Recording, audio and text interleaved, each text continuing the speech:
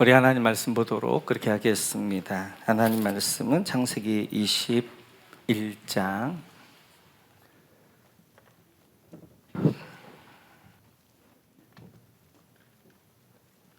하나님 말씀입니다. 창세기 21장 25절에서 34절까지 말씀 보도록 그렇게 하겠습니다. 창세기 21장 25절에서 34절 우리 같이 한 목소리 읽겠습니다. 같이 읽습니다.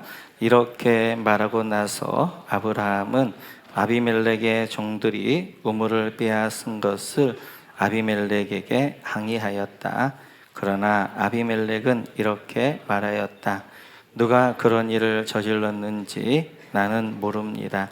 당신도 그런 말을 여태까지 나에게 하지 않았습니다. 나는 그 일을 겨우 오늘에 와서야 들었습니다. 아브라함이 양과 소를 끌고 와서 아비멜렉에게 주고 두 사람이 서로 언약을 세웠다. 아브라함이 양떼에서 새끼 암양 7마리를 따로 떼어 놓으니 아비멜렉이 아브라함에게 물었다. 새끼 암양 7마리를 따로 떼어 놓은 까닭이 무엇입니까? 아브라함이 대답하였다. 내가 이 우물을 파놓은 증거로 이 새끼 암양 7마리를 드리려고 합니다. 이 두 사람이 여기에서 이렇게 맹세를 하였으므로 그곳을 브엘세바라고 한다. 아브라함과 아비멜렉이 브엘세바에서 언약을 세운 다음에 아비멜렉과 그의 군사령관 비골은 블레 사람의 땅으로 돌아갔다.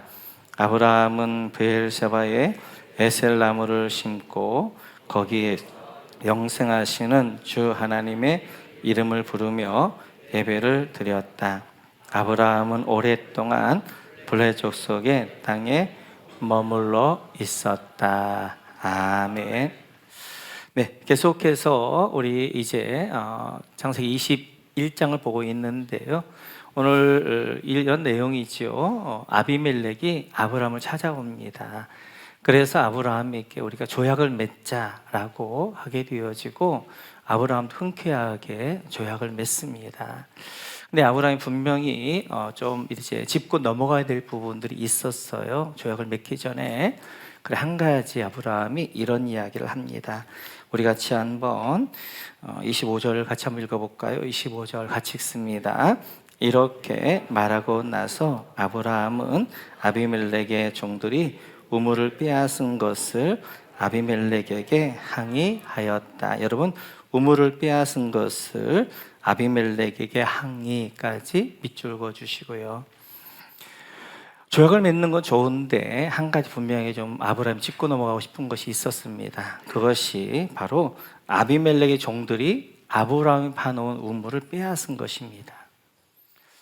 지금 아직까지는 이 브엘세바 이쪽의 땅들이 블레셋에 속한 땅들이었기 때문에 이제 브엘세바 쪽에 살고 있는데 그 당시 우물을 팠는데 샘이 나온다는 것은 엄청난 일입니다. 특별히 사막에 샘이 나온다는 것은 그 샘 하나가 한 지역, 동네를 만들 수 있거든요.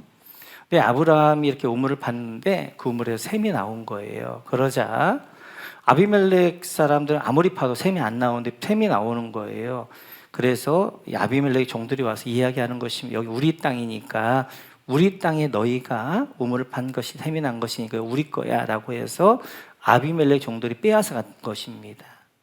그거에 대해서 지금 아브라함이 항의를 하면서 우리가 오케이 서로 불가침 조약, 서로 너희도 우리도 너희를 침략하지 않고 조약을 맺는 건 좋은데 이 부분은 분명히 해줘야 되겠다라고 하면서 이제 아브라함이 이 아비멜렉에게 그 이야기에 대한 항의를 하게 되어집니다. 그래서 이제 아비멜렉은 나는 잘 그를 몰랐다라고 하면서 이제 그 부분들 넘어가게 하는데, 그러면 이 아브라함이 팠던 이 우물 샘이 어떻게 되어졌느냐 하는 거지요. 그것이 이제 위에 보게 되어지면 이렇게 되어집니다. 우리가 14절로 한번 가볼까요? 14절 같이 읽죠. 시작. 다음 날 아침에 일찍 아브라함은 먹거리 얼마와 물 한 구적 부대를 가져다가 하갈에게 주었다. 그는 먹거리와 마시는 물을 하갈이 어깨에 메워 주고서 그를 아이와 함께 내보냈다. 하갈은 길을 나서서 브엘세바 들판에서 정처 없이 헤매고 다녔다. 우리가 지난번 살펴봤던 것처럼 이제 하갈과 이스마엘, 아브라함 내쫓지요. 내쫓으면서 그에게 물과 얼마의 먹거리를 주어 내쫓는데, 여러분 제일 밑에 줄에 보면 브엘세바 들판에서 정처 없이 헤매고, 여기다 밑줄 그어주시고, 이렇게 쫓겨난 하갈과 이스마엘이 브엘세바 들판에서 정처 없이 헤매게 되어집니다. 그렇게 헤매다가 우리가 봤던 것처럼 물이 다 떨어지게 되어지고 이스마엘이 죽을 형편 가운데 있게 되어져요. 그때 이스마엘을 놓고 하갈이 통곡하면서 하나님 앞에 부르짖습니다. 그때 하나님께서 19절에 보면 이렇게 하시지요. 19절 같이 한번 읽고 시작. 하나님이 하갈의 눈을 밝히셔서 하갈이 샘을 발견하고 가서 가죽 부대에 물을 담아다가 이 아이에게 먹였다.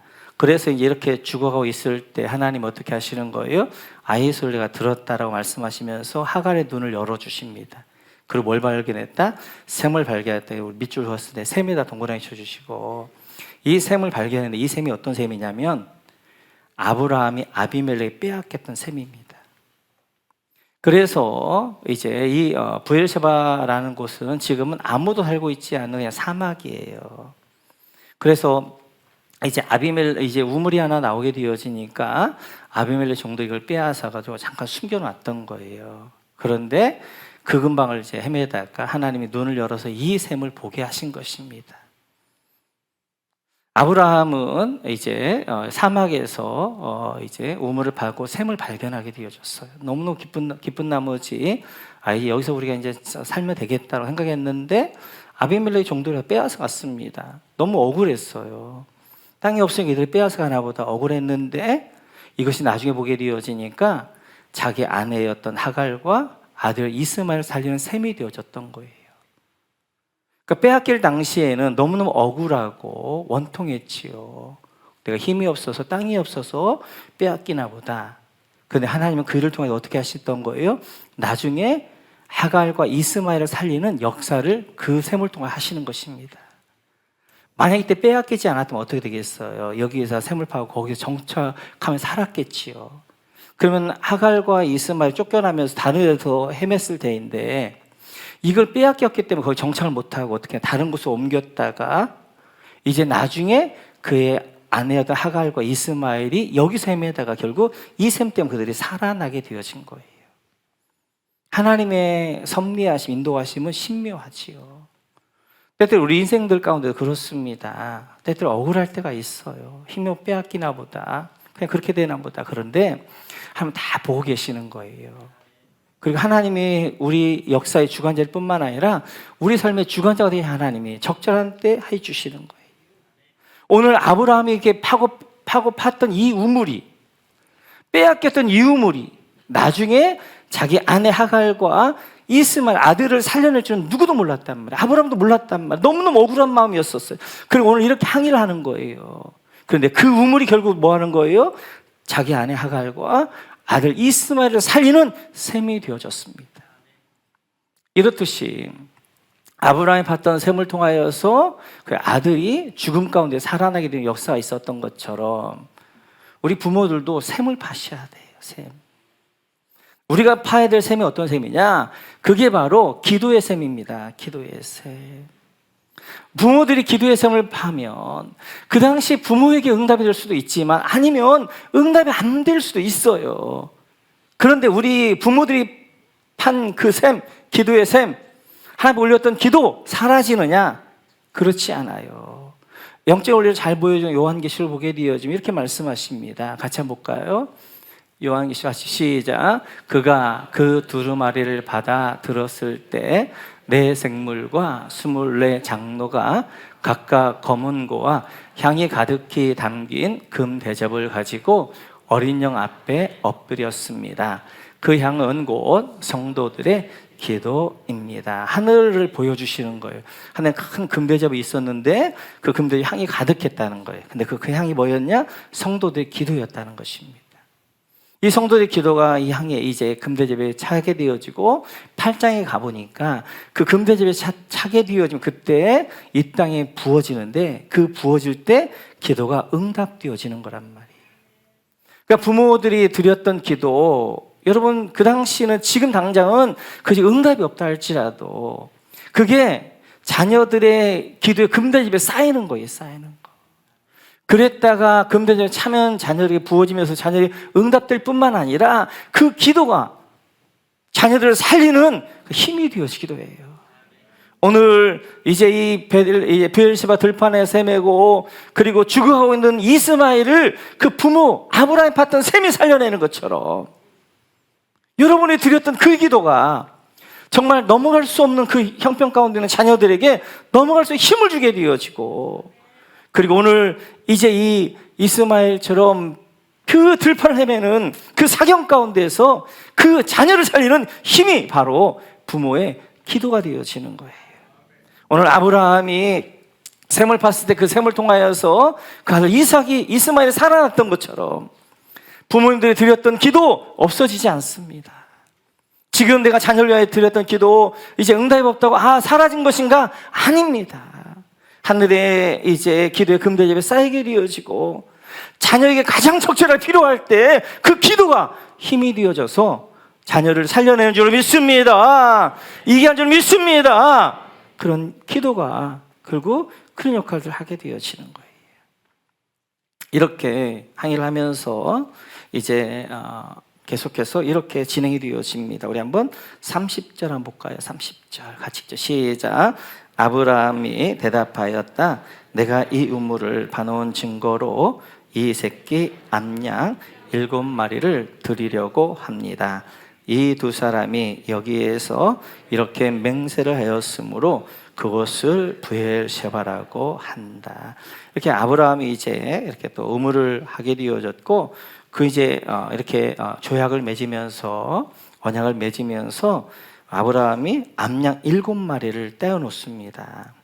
그리고 7마리를 아비멜렉에게 줘요. 여러분 여기 저기다 밑줄 그으세요.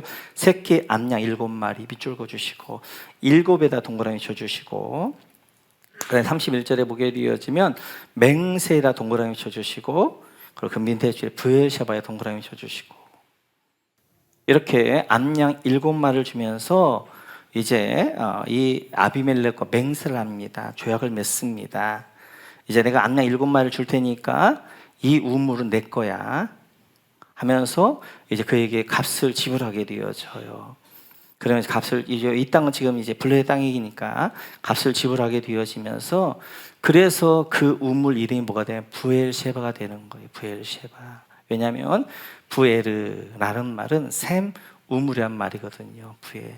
부에르라는 말은, 또 쉐바라는 말은 두 가지 의미가 있어요. 7이라는 의미가 있기도 하고 맹세란 의미가 있기도 하고, 아비멜렉과 함께 맹세했다는 의미로 브엘셰바라기도 하고, 암양 7마리를 줬잖아요. 그래서 브엘셰바 7마리의 셈이다, 7개의 셈이다 라고 해서 브엘셰바라고 이름을 짓게 되었습니다. 이 브엘셰바 셈을 이제 어떻게 암양 7마리를 주고 아브라함이 샀습니다. 그 다음에 아브라함이 거기에서 33절 같이 한번 읽어볼까요? 34 시작. 아브라함은 브엘셰바에 에셀나무를 심고 거기에서 영생하시는 주 하나님의 이름을 부르며 예배를 드렸다. 여러분 브엘셰바에 뭐 했다? 브엘셰바에 에셀나무를 심고 밑줄 그어주시고, 에셀나무에 동그라미 쳐주시고, 영생하시는 주 하나님의 이름을 부르며 예배에 밑줄 그어주시고, 이 브엘셰바 샘 옆에 뭘 심은 거예요? 에셀나무를 심은 거예요. 이 부분은 제가 굉장히 많이 강조하는 부분이니까 많이 들으셨을 거예요. 브엘셰바 옆에 에셀나무를 심고 그 에셀나무를 심은 다음에 아브라함이 뭐 했냐면 영생하신 하나님의 이름으로 예배를 드렸다는 것입니다. 에셀나무라는 것은 저런 나무죠. 같이 한번 보여주시겠어요? 이게 지금 에셀나무입니다. 이 에셀나무가 거의 사막에 살 수 있는 두 나무가 있어요. 하나는 에셀나무, 하나는 시띠나무예요.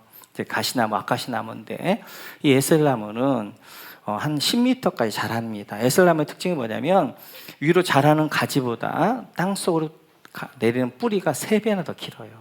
그래서 이 뿌리가 보통 한 30m에서 100m까지 뿌리를 내립니다. 그러니까 비가 전혀 오지 않는 사막에서도 살 수 있는 나무가 에셀나무예요. 그래서 사하라 사막이나 이런 데 가도 곳곳에 뭐가 사하라 있냐면 에셀나무가 있습니다. 근데 에셀나무 특징이 뭐냐면 그게 소금기가 있어가지고 그 밑에 이게 수분들을 이렇게 하면서 시원한 마치 에어컨과 같은 역할을 해요. 그래서 주변보다 한 10도 정도 더 낮습니다. 그래서 사막에 이렇게 심게 되어지는데 오늘 이 아브라함이 이제 브엘세바라는 샘이 있게 되어져 그 샘 옆에다 에셀나무를 심었어요. 그러니 이 에셀나무가 브엘세바 샘 옆에 심었으니 얼마나 잘 자라겠어요?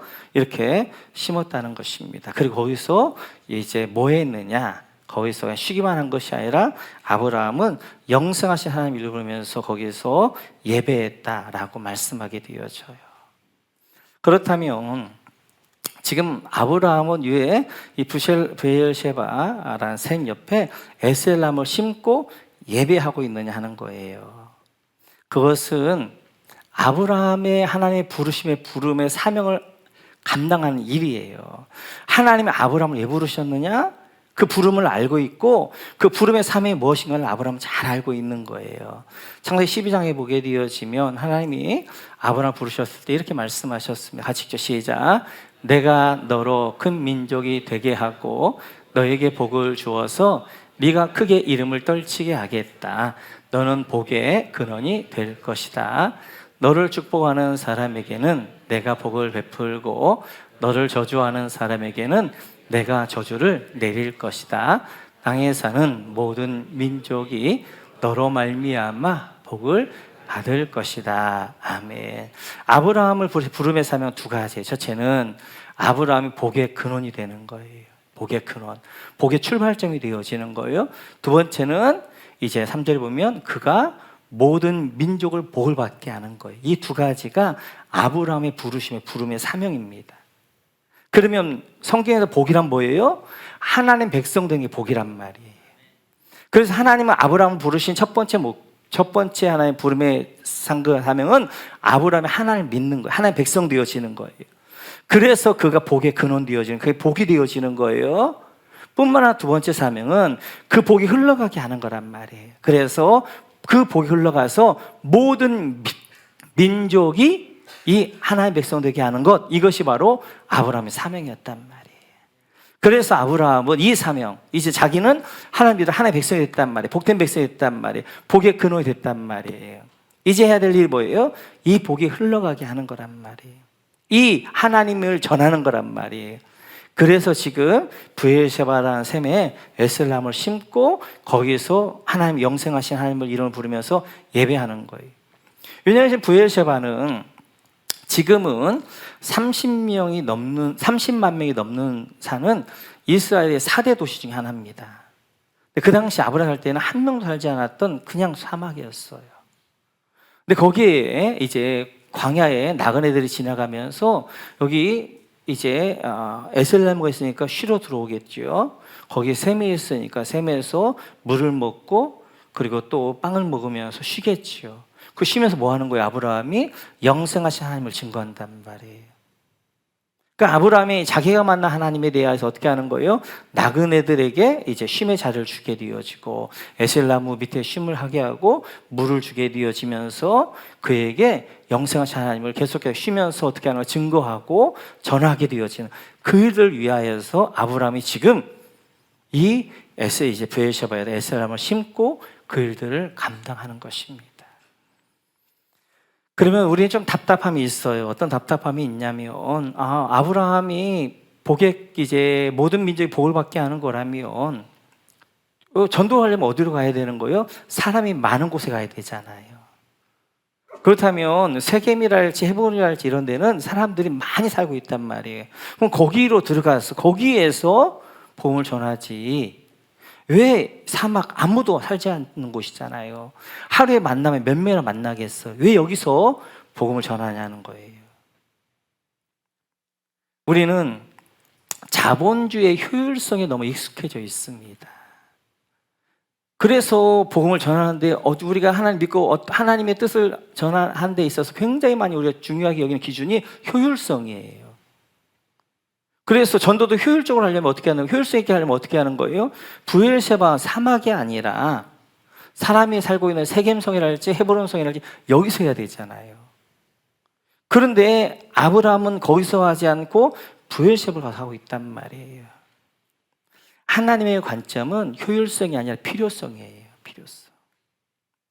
세겜이나 헤브론 이미 사람들이 살고 있어서 쉴 곳도 많고 이제 물도 풍성한 곳이에요. 그러니까 거기 동네가 만들어져 있지만 이 브엘세바는 이제 이 셈이 없으면, 이 에셀라무가 없으면 나그네가 쉴 곳이 없단 말이에요. 하루에 몇 명 안 되더라도 진짜 우물과 그리고 진짜 그늘이 필요한 사람 누구냐면 브엘세바를 지나가고 있는 나그네들이란 말이에요. 우리가 하갈과 이스마엘을 봤던 것처럼 브엘세바에서 어떻게 하는 거예요? 헤매다가 어떻게 하는 거예요? 물이 없어서 이스마엘과 죽어가고 있잖아요. 그 죽어온 그곳에다가 어떻게 하는 거예요? 비록 한두 명 할지라도 그들을 살려내기 위해서 그곳에다가 샘을 파게 되어 그곳에 에셀나무를 심어서 그곳에 죽어오는 그 영혼들을 살려야 되겠다. 그 영혼들의 보험을 청구해야 되겠다. 라고 해서 브엘세바에 하고 있는 것입니다. 우리가 하나님의 시각으로 보게 되어지면 자꾸만 뭐가 효율적이냐, 자꾸 자본주의 원리로 해서 최소 투자해가지고 최대 결과를 얻어내는 것, 자꾸 이것이 이제 하는데 하나님의 시각은 달라요. 필요성이에요, 필요성. 그리고 더 어디가 더 필요한 것인가, 그렇게 되어지는 것입니다. 그래서 하나님은 큰 교회를 이루는 것도 중요하지만 중요한 것은 한 영혼이에요, 한 영혼. 큰 교회가 아니라 한 영혼에 대한 그 잃어버린 한 영혼, 그 브엘세바에서 헤매고 있는 죽은 그 한 영혼을 위하여서 하는 거예요. 그래서 이 에셀나무를 심는 이걸 가리켜서 오게 하는 선교라는 거예요. 오게 하는 선교. 선교 두 가지가 있어요. 가는 선교가 있어요. 우리가 저기 이제 해외에도 가게 되어 안 믿는 사람에 가기도 하고 가서 복음을 전하기도 하지만 오게 하는 선교가 있단 말이에요. 그래서 이제 샘을 파고 에셀나무를 심어서 기다리는 거예요. 누구를? 지나가는 나그네를. 그래서 지금 이제 목마르고 그 다음에 이제 뜨거운 햇볕 가운데 있는 그 지나가는 나그네에게 어떻게 하는 거예요? 거기서 에셀나무에 쉼을 주게 되어지고 이제 우물에서 물을 주고 먹을 걸 줘가지고 그들로 하여금 다 쉼을 얻게 하는 거란 말이에요.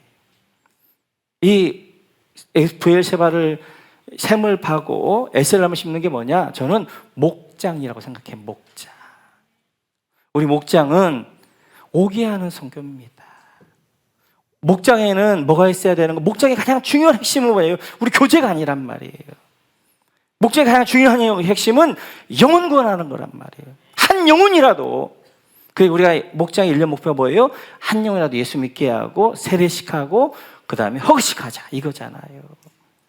한 영혼, 그 한 영혼을 구원해내는 일들을 위하여서 어떻게 하는 거예요? 우리가 밥을 하게 되어지고 우리가 섬기게 되어지고 우리가 그 많은 수고를 하는 것이잖아요. 어떻게 보게 되어지면 아브라함을 보면 자본주의에서는 빵점이에요. 효율성에서는. 그러나 거기에 한 영혼 살리는 것이 아브라함의 사명이었기 때문에 그는 정말 필요한 곳, 물이 필요하고 쉼이 필요한 그 광야에 가서 기다리면서 어떻게 하는 거예요? 그 영혼을 구원해낸단 말이에요. 목장에는 샘이 있어야 돼요. 샘이란 것은 하나님의 은혜입니다. 에셀나무 같은 게 있어야 돼요. 하나님의 따뜻함들이 있어야 돼요. 하나님의 은혜와 따뜻함 가운데 어떻게 하는 거예요? 세상에 지쳐있는 수많은 사람들 얼마나 지금 지쳐있고 아우성이에요. 그들 목장에 와서 쉼을 얻게 되어 힘을 얻게 되어지고 소망을 얻게 되어지고 그런 것이 우리 목장이 되어져야 돼요.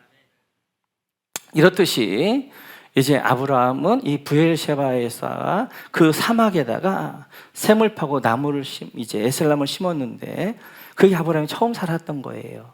근데 지금은 여러분 브엘세바를 가보면 30만 명이 넘는 엄청난 도시가 되어졌고요. 거기에 이제 보게 되어지면 엄청난 도시가 되어 있습니다. 한 사람이. 근데 이 브엘세바에서 어떤 일이 있었느냐? 우리 한번 26절 한번 넘어가 보시겠어요? 26장 23절 26장 23절 같이 읽어서 시작. 이삭은 거기에서 브엘세바로 갔다. 여러분 브엘세바로 갔다. 밑줄 읽어주시고 누가? 이삭은 누구예요? 아브라함의 아들이에요. 아브라함의 아들 이삭이 브엘세바로 갔습니다. 그랬더니 하나님이 24절 그날 밤에 나타납니다. 같이 읽죠. 시작. 그날 밤에 주님께서 그에게 나타나셔서 말씀하셨다. 나는 너의 아버지 아브라함을 보살펴준 하나님이다. 내가 너와 함께 있으니 두려워하지 말아라. 내가 나의 종 아브라함을 보아서 너에게 복을 주고 너의 자손의 수를 불어나게 하겠다. 그날 밤 어디? 이제 이삭이 브에르세바로 갔을 때 하나님이 브에르세바에 나타나 말씀하십니다. 나는 누구냐면 너희 아버지 아브라함을 보살펴준 하나님이야. 두려워하지 마. 그리고 여러분 여기다 나의 종 아브라함을 보아서 밑줄 그어주세요. 지금 이삭에 나타나 뭐라고 말씀하면 내가 너의 아버지 아브라함을 보아서 내가 널 책임질 거야. 내가 너에게 복을 줄 거야. 내 자손의 수를 불어나게 할 거야. 그 아버지 아브라함이 뭐 했기 때문에 그 아버지 하나님이 아버지 아브라함이 헌신한 거예요. 하나님의 사명을 위하여서 어떻게 하는 거예요? 그는 편하게 살 수 있었어요. 헤브론에서 얼마든지. 그러나 아무도 살지 않은 광야로 가서 그 험하게 샘을 파게 되어지고 에셀나무를 심게 되어지고 그 푸른 뜨거운 태양빛 아래서 사람들 기다린 그 수고로움을 누가 보신 거예요? 하나님 보신 거예요. 아브라함이 그 마음을 하나님 아신 거예요. 그 마음을 보신 거예요. 그래서 브에르세바로 이삭이 올라갔더니 브에르세바에서 하나님이 이삭이 뭐라고 하면 내가 너의 아버지 아브라함을 보아서 너의 아버지 아브라함이 내 사명 감당하기 위하여서 얼마나 애썼는지 수고했는지 그 얼마나 넓은 길로 편한 길로 헤브론에서 아니면 세겜에서 이제 이미 구축되어져 있는 그 도시에 살 수 있음에도 불구하고 모든 걸 내려놓고 어떻게 하는 거예요? 브에르세바로 내려가서 샘을 파게 되어지고 에슬나무를 심게 되어지고 그 몰아치는 그 뜨거운 이제 폭풍과 그런 뜨거운 모래바람 가운데서도 그 한 영혼 구하기 위해서 거기서 수고했다. 그 수고 내가 보아서 안다. 너의 아버지를 보아서 내가 너에게 복을 줄 거야. 내 자손이 많게 할 거야 라고 말씀하셔요. 그러면서 이제 26장 12절을 보면 이렇게 말씀하십니다. 12, 13절 이렇게 하시죠. 시작. 이삭이 그 땅에서 농사를 지어서 그의 100배의 수확을 거두어 드렸다. 주님께서 그에게 복을 주셨기 때문이다. 그는 부자가 되었다. 재산이 점점 늘어서 아주 부유하게 되었다. 그 땅에서 밑줄 그어주시고 브에르세바 땅에 어떻게 했더라? 그 밑에 100배의 수확 밑줄 그어주시고 100배의 수확을 주시는 거예요. 그리고 18절에 보니 그걸 뭐하게 부자가 되게 하시는 거예요. 아브라함이 수고했어요. 아브라함이 헌신했어요. 브에르세바에 그 아무도 살지 않는 그 광야로 가 사막으로 가서 어떻게 하는 거기다가 샘을 찾아내고 샘을 파게 되어지고 에셀나무를 심어서 하나님이 주신 사명 모든 민족이 너로 말미암아 복을 받는 이 일들을 위하여서 나가서 애쓰고 수고하고 헌신했더니 하나님이 그 땅에 어떻게 할 것이다. 브에르세바가 어떻게 이삭에게 내가 너에게 복을 줄 거야. 네 아버지 아브라함을 보았어. 네 아버지 아브라함 때문에 수고를 보았기 때문에 내가 너에게 복을 줄 거야. 그러면서 100배의 수확을 주시게 되어지고 이삭이 어떻게 하는 거예요? 부자가 되게 하시는 거란 말이에요. 그래서 결국 이삭이 어떻게 하느냐? 우리 한번 26장 33절로 한번 가보시게요. 32절 33절 같이 읽죠. 시작. 그날 이삭의 종들이 와서 그들이 판 우물에서 물이 터져 나왔다고 보고하였다. 이삭이 그 우물을 세바라고 부르니 사람들은 오늘날까지 그 우물이 있는 성읍을 브에르세바라고 한다. 여러분 32절에 우물에서 물이 터져 나왔다 밑줄 그어주시고 그래서 이삭도 이제 우물을 팠는데 그 우물에서 샘이 터져 나온 것입니다. 그랬더니 33절에 보니까 그 우물을 세바라고 부르니 밑줄 그어주시고 세바에다 밑줄 그어주시고 그 우물을 세바라 불렀어요. 쉐바라가 뭐예요? 일곱이라는 말이잖아요. 그러니까 지금 이제 우리가 좀 이따 26장 갈 때 자세히 살펴볼 거예요. 아브라함이 브에르세바에서 샘을 파고 브에르세바라는 것은 부에르라는 것은 샘 우물이잖아요. 쉐바라는 것은 맹세하다 일곱이란 거잖아요. 맹세한 우물이었지만 7개 우물이 파져야 된단 말이에요. 근데 7개 우물을 누가 완성해요? 이삭이 완성합니다. 그러니까 마지막 7번째 딱 팠던 그 우물을 가리켜서 쉐바다 그래요. 쉐바다. 그래서 그 우물을 팠던 그 지역을 뭐라고 하는 거예요? 브에르세바라는 이제는 뭐가 되어지는 거예요? 지역이 만들어지는 거예요. 아브라함 뭐 했어요? 브에르세바라는 우물 하나 팠어요. 그래서 우물 하나 팠는데 그 아들 이삭이 어떻게 하는 거예요? 7개 우물을 완성하게 되어지면서 어떻게 하는 거예요? 브에르세바라는 지역이 만들어지게 되어지는 거예요. 지역이.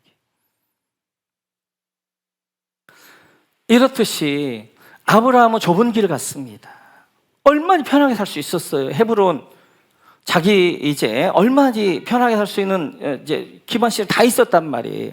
근데 그 헤브론을 놓고 어디로 가는 거예요? 광야로 나가는 거예요. 아무도 없는 곳으로 나가는 거예요. 왜요? 거기는 지나가는, 이제 나중에 보게 되면 거기가 사거리입니다. 사거리. 이제 왕의 도로하고 만나게 되어지고 해안도로가 만나는 사거리란 말이에요. 아주 중요한 고청 요지에. 근데 거기는 뭐가 없냐면 사람들이 지나가는 나그네는 있는데 길은 되어지는데 거기에 출만한 곳이 없는 거예요. 그분을 찾아 어떻게 하는 거예요? 브에르세바로 가서 샘을 파게 되어지고 에셀나무를 심어서 이제 사람들이 지나가는 사람들, 나그네들을 어떻게 하나 대접하게 되어지고 거기서 하나님을 증거하게 되어지고 예배하게 되어지고 그랬을 때 그 수고를 누가 보신 거예요? 하나님 보신 거예요. 그래서 아브라함 때도 복을 주셨지만 그 아브라함을 보아서 아들 이삭이 어떻게 하셔? 100배의 축복을 주게 되어지고 그가 부자가 되게 되고 점점 왕성을 창성하게 하실 뿐만 아니라 그 아브라함이 했던 그 사명을 누가 완성하는 거예요? 그 아들 이삭이 완성하는 거예요. 완성하는 거예요. 그래서 우리 부모님들이 봐야 될 두 번째 우물이 사명의 우물입니다. 사명의 우물. 지금 여러분들이 편하게 사는 게 중요한 게 아니에요. 넓은 문으로 들어가시면 안 돼요. 편해서 넓은 길로 가시면 안 된단 말이에요. 좁은 문으로 들어가셔야 돼요. 좁은 길로 가셔야 돼요. 헤브론에 머물러 있으면 안 되는 거예요. 브에르세바로 나가서 거기에서 샘을 파고 그다음에 에셀나무를 심어서 영원구원하는 그 눈물과 그 수고와 애씀이 있어야 된단 말이에요. 그 눈물, 그 기도, 그 애씀 누가 보시는 거예요? 하나님 보시는 거예요. 하나님 보시고 그 하나님이 어떻게 하는 거예요? 내가 네 아버지 아브라함을 보아서 내가 너에게 복을 줄 거야. 내 자손이 많게 할 거야. 그래서 어디 100배의 축복을 주게 되어 그를 왕성하게 하고 이제 복되게 하고 그래서 여러분 이삭의 삶에는 별로 어려움이 없단 말이에요. 여러분 보시면 왜요? 그 아버지 아브라함이 쌓아놓은 기도가 있었어요. 그 아버지 아브라함이 쌓아놓은 수고가 있었어요. 그 기도와 그 수고로 그 아들 이삭은 평안한 삶을 산단 말이에요. 사랑하는 성도 여러분, 우리가 자녀에게 뭘 물려주겠어요? 오늘 온 가족 예배를 함께 드리게 되어지는 이 설명절을 맞이하면서 우리가 여러 가지 복을 덕담하기도 하는데 우리가 자녀에게 뭘 남겨주겠어요? 여러분 물질 남겨주실래요? 물질 남겨주면요 그 자녀들 많은 경우 잘 되는 자녀들이 별로 없어요. 하나님의 복 물려줘야 돼요. 하늘에 속한 신령한 복 물려줘야 돼요. 여러분 많은 기도 물려주셔야 돼요. 여러분 그 자녀를 위한 기도를 많이 쌓으셔서 그 자녀를 위한 기도 하나에 있는 금대접에 자녀를 위한 그 금대접에 자녀 기도가 쌓이게 해야 된단 말이에요. 그러면 여러분 부모가 자녀를 어떻게 책임져요? 자녀 힘든 가운데서 진짜 부모 되시는 하나님이 어떻게 하는 거예요? 그 양부모 된 우리의 기도를 통하여서 진짜 부모가 필요할 때 그 기도가 어떻게 하는 거예요? 그 자녀를 살려내는 힘이 되어지는 거예요. 여러분 힘들고 어려워도 사명 감당하는 사명의 샘을 파셔야 됩니다. 하나님이 여러분들이 영혼 구원을 위하여서 눈물을 흘리는 거, 애쓰는 거, 수고하는 거 다 보시는 거예요. 보시는 거. 보셨다가 여러분의 시대에도 하나님 복을 주시지만 아니면 자녀 때 하나님 그 복을 주시는 거예요. 내가 네 아버지, 네 어머니 그 수고, 그 애씀, 그 눈물 내가 보아서 내가 너에게 복을 주겠다라고 말씀하시는 거예요. 이 정도 나이가 되어지니까 이제는 어느 정도 이렇게 우리 이제 신학교 때 같이 다녔던 친구들이 어느 정도 딱 결정이 되어집니다. 그런데 보게 되어지면 정말 순탄하게 목회가 되어지는 친구들이 있어요. 근데 굉장히 능력도 있고 했는데 안 되는 친구들이 있어요. 그 차이가 뭐냐? 부모의 기도입니다. 양가가 다 믿고 정말 부모들 기도했던 분들은 어려움들이 있지만 그 어려움들을 잘 이겨가요. 잘 이겨. 왜? 부모의 기도가 그걸 이겨가게 하니까. 근데 혼자 처음부터 믿었던 친구들은 양가 부모님의 기도에 후원이 없는 친구들은 굉장히 능력도 있고 목회를 잘할 것 같은데 안 돼요. 기도가 없으니까 어려울 때 탁 막혀가지고 그걸 넘어가지 못하게 되어지는 거예요. 여러분도 마찬가지예요. 결국 우리의 기도가 우리의 헌신이 자녀들을 축복이 되어지는 거예요. 그래서 여러분, 땅에 있는 거 물려주려고 하지 말고 하늘에 속한 신령한 복, 기도의 샘, 여러분, 그 다음에 헌신과 사명의 샘, 수고, 이걸 물려주셔서 우리 자녀들이 하나님의 축복 가운데, 하나님의 인도함 가운데, 하나님 가운데 승리가는 부엘세바 축복이 함께 하시기를 주님의 이름으로 축원합니다.